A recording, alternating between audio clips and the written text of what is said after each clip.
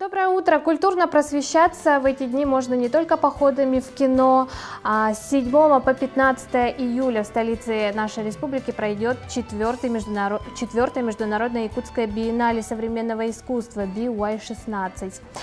Тема биеннале «Дети Земли» обусловлена тем, что проводится в рамках 6-х международных спортивных игр «Дети Азии». И сегодня я рада представить вам и участников, и экспертов, и организаторов биеннале 2016. Это Дмитрий Геннадьевич Пиликин, эксперт биеннале, заместитель директора Музея современного искусства, город Санкт-Петербург. Также у нас сегодня в гостях Хироми Накагура, участник биеннале, фотограф из Японии. И Галина Кутугутова, сотрудник Национального художественного музея. Доброе утро, уважаемые гости. Галина, интересно нам, расскажите, в который раз проводится биеннале, что оно из себя представляет? Биеннале современного искусства якутское проводится в 4-й раз. Начинали мы в 2010 году, и в этот раз у нас тема, как вы сказали, тема биеннале «Дети Земли», и приехали художники, участвуют художники и эксперты из разных точек нашей планеты. Комиссаром биеннале в 3-й раз является Элуа Франсуа, это у нас представитель Франции. Также у нас работают художники из Венесуэлы, Южной Кореи, Японии. Есть заявки участники из Уфы, Красноярска, Санкт-Петербурга и Екатеринбурга. Экспертный состав у нас тоже большой. У нас очень хороший, можно сказать, крутой такой экспертный состав. Вот Дмитрий Геннадьевич из Петербурга. Из Москвы у нас Сергей Гричин. Он содержит арт-резиденцию Гричин Холл в Москве. Вадим Эпштейн, медиахудожник из Москвы. И Ксения Балашова, она курирует, одна из кураторов Уральской биеннале индустриальной. И два француза, Луа Франсуа и Франсуаза. И у нас такой, и, конечно же, якутская сторона будет представлена в экспертном составе. И каким образом будет? Вообще сейчас биеннале расположено в 4 точках города. Это Национальный художественный музей. Открытие этой экспозиции пройдет сегодня в 12 часов в музее. Приходите все. И также у нас есть локации сквер АГИГ, это Арктический институт. На городском пляже у нас замечательная стена со стрит-артом сейчас у нас работает. И сквер Талого озера, там у нас тоже объекты. Да. Дмитрий Геннадьевич у нас в составе экспертов. Дмитрий Геннадьевич, вас пригласили наверняка, да? Долго думали, приезжать или нет?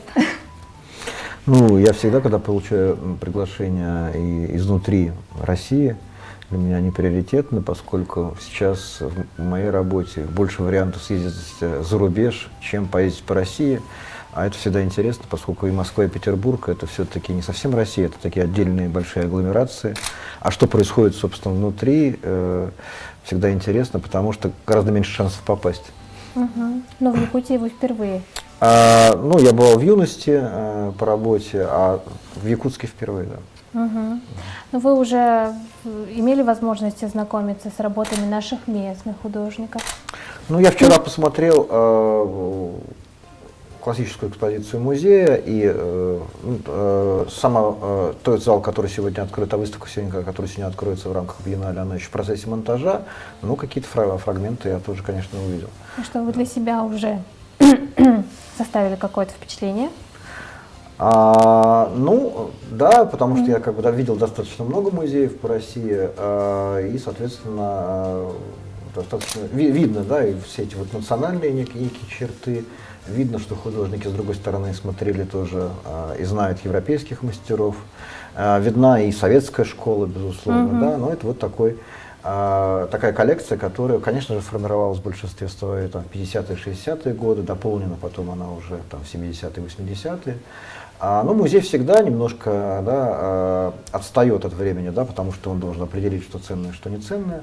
Но, с другой стороны, сегодня каждый музей открывает, из крупных музеев открывает отдел современного искусства, поскольку уже нет никакого искусства, кроме современного. И директор Государственного Эрмитажа Михаил Борисович Поязровский на все вопросы о том, как, почему в Эрмитаже вот открылся отдел новейшего искусства, говорит, что да, Эрмитаж всегда собирал современное искусство, начиная с XVIII века, с Екатерины Великой. Тогда это такое было современное искусство, сегодня оно другое.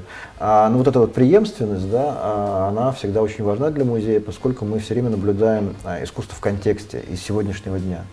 Ну, можно привести яркий пример, как мы, может быть, понимаем и не понимаем некоторые вещи. Я вот недавно наткнулся на достаточно интересную картинку, изучая, там, готовясь к лекции. Это такая шаманская погремушка индейцев-тлинкитов североамериканских.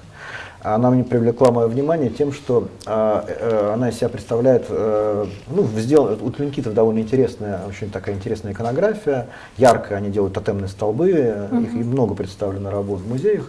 А в данном случае неожиданная иконография – это орел с двумя головами. Ну, соответственно, вдруг понимаешь, а с чего это вдруг, да, какой-то курьез. И думаешь, ну, наверное, да, конечно, у них очень богатая мифология, и, возможно, тоже есть такое существо.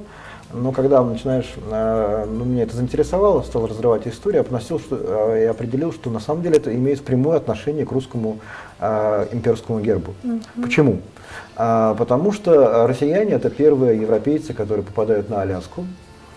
Фрактории, русско-американская компания, да, которые заинтересованы в добывании пушнины, да, соответственно, они вступают в конфликт с местным населением. Случается даже русско-индейская война в 1908 году, и перемирие за ним следует. И вот россияне дарят, в знак перемирия, дарят тлинкитам русский национальный герб, русский имперский герб. И тут получается разница пониманий, потому что для русских это как бы определение вот этой важной государственности, да, византийского русского герба, который они привносят на эту территорию, и тем самым определяя свое значение для этой территории. Да. А тлинкиты поняли так, что россияне передают им свой тотемный знак и, соответственно, приходят в подчинение. Да, и с тех пор вот этот орел с двумя головами, он стал очень популярен у тлинкитов, как такая иконография, и распространен достаточно. Как познавательно вы нам расскажете. Времени так мало остается, Хироми, мы не успели спросить, вы без конца фотографируете, вы уже в процессе работы. Because I'm interested in horse, Да, вам понравились наши mammals талисманы. and reindeer. Да, лошадь, слон и олень. Хироми участник биеннале, мне известно, он не впервые в Якутии, у него даже есть здесь друзья, да? You are a participant of Biennale and you are not of first time here. And you have here some friends, yes? Yes, I have friends because last March I visited here and I stayed in some house and they become my friends, very close friends now. Да, я был уже в Якутии и останавливался у одних людей, которые стали мне близкими друзьями. У Хироми вот мы видим книги. Это его личные книги, фотографии. Да, это его каталог его работ. В процессе будет вообще 6 каталогов разных цветов. Зеленый, белый, white, green and black and... Yeah, green and black, yellow еще желтый and будет, white. Да. И в белом каталоге будет очень много фотографий из Якутии, сделанных из прошлой его поездки. Уважаемые гости, спасибо, что пришли к нам этим утром, проснулись так рано. Увидимся обязательно на биеннале, успеем пообщаться и, конечно же, поработать вместе. В качестве подарка мы вам вот хотим подарить вот такие вот символы наших игр. И Галине вот такой вот журнал. Спасибо. Готовьте с удовольствием.